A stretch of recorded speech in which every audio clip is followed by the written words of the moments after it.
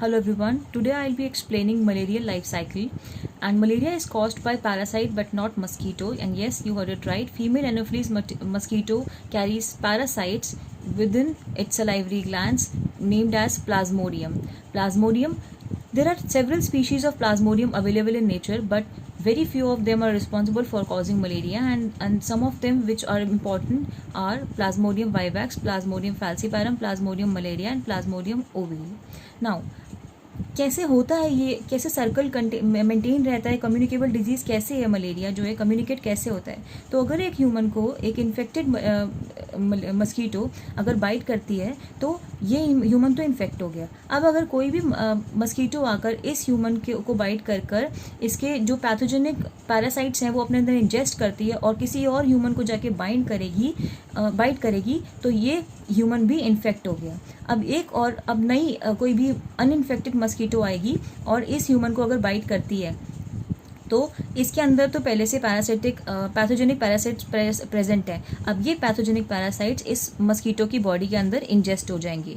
अब इसकी salivary gland में यहाँ पर पैरासाइट्स प्रेजेंट हैं। अब ये मस्कीटो इन्फेक्ट हो गई है, पहले अनइन्फेक्टेड थी, अभी इन्फेक्टेड मस्कीटो है। अब ये इन्फेक्टेड मस्कीटो किसी भी ABC ह्यूमन के पास जाकर उसको बाइट करती है तो नाउ ही और she will also be infected. इस तरीके से जो साइकिल है वो कंटिन्यू करती है to be proven as communicable life cycle.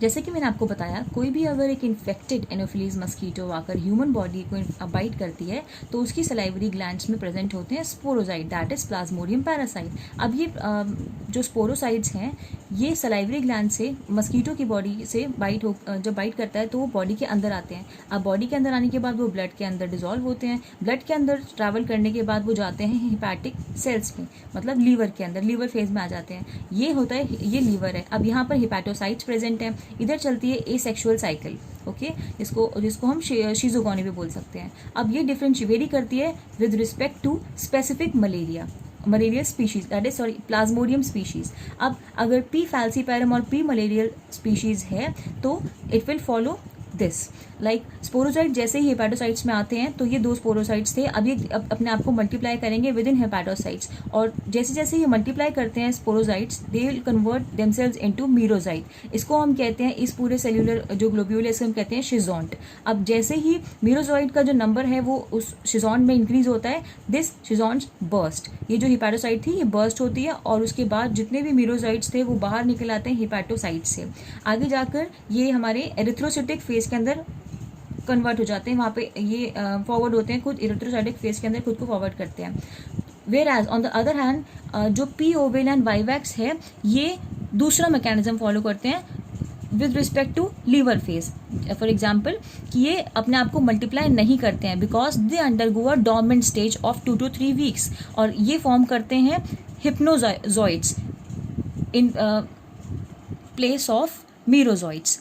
And due to this dormant phase of P vivax and P ovale, this exoerythrocytic phase needs या requires radical treatment. Okay, now जैसे मैंने आपको बताया कि ये जो स्पाइरोजॉइड से मीरोजॉइड का जो कन्वर्जन था ये होता है लीवर के अंदर, इसे कहते हैं हम प्री एरिथ्रोसाइटिक फेज। उसी तरीके से जो पी ओवेल और पी वाइवैक्स के अंदर जो पूरा ये चल रहा है कि ये कन्वर्जन चला कि डॉर्मेंट स्टेज में जाने का फॉर 2 to 3 वीक्स और हिप्नोजॉइड्स फॉर्म करने का, जिसको रेडिकल ट्रीटमेंट चाहिए ठीक होने के लिए, this is called exo erythrocytic phase.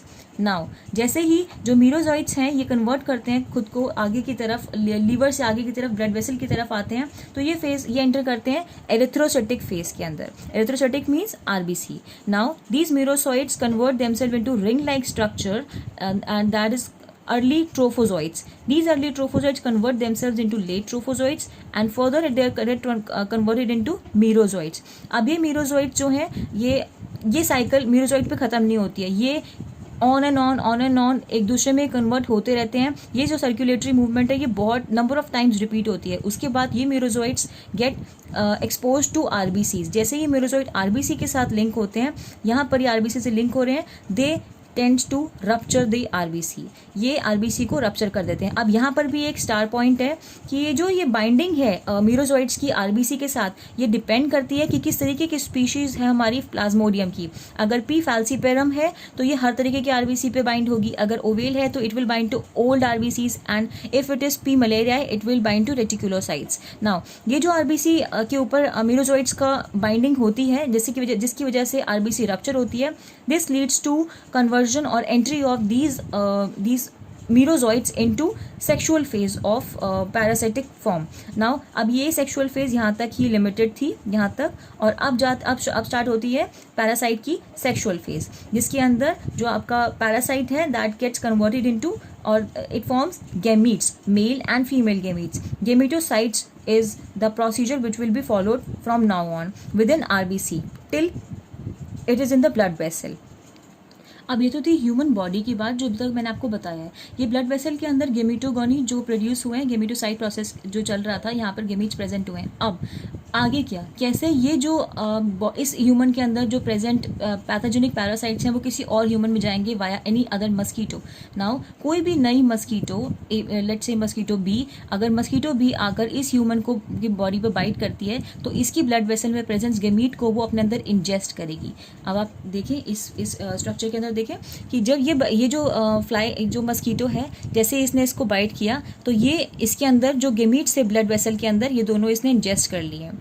ठीक है, तो अब ये जो गेमीट्स हैं they will convert themselves into zygote, zygote gets converted into oocyte, और oocyte के अंदर जैसे ही oocyte के अंदर नंबर इंक्रीज होता रहता है जो प्रोसेस है, उसके बाद आफ्टर बर्स्टिंग इट प्रोड्यूसेस स्पाइरोजोइट्स, जो हमने स्टार्टिंग में इनिशियल स्टेप पढ़ा था स्पाइरोजोइट्स। ये स्पाइरोजोइट्स जो हैं अब ये जो मस्कीटो है उसके सलाइवरी ग्लैंड्स में अवेलेबल हैं, फ्रीली अवेलेबल टू कि वो किसी और ह्यूमन को इन्फेक्ट कर सके।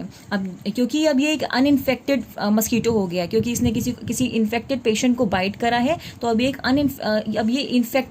जो अनइन्फेक्टेड मस्कीटो थी अब ये इन्फेक्टेड मस्कीटो हो गई, इट इज़ नाउ इन्फेक्टेड। अब ये इन्फेक्टेड मस्कीटो किसी भी सी पर्सन को जाकर जैसे ही बाइट करेगी तो इसकी सलाइवरी ग्लैंड में प्रेजेंट स्पाइरोजोइट्स अब अवेलेबल हैं कि वो उसको भी, उस ह्यूमन को भी इन्फेक्टेड कर सके। So, hope you understood the topic well. Stay tuned to the channel. We will be upcoming with the new videos. Thank you for watching.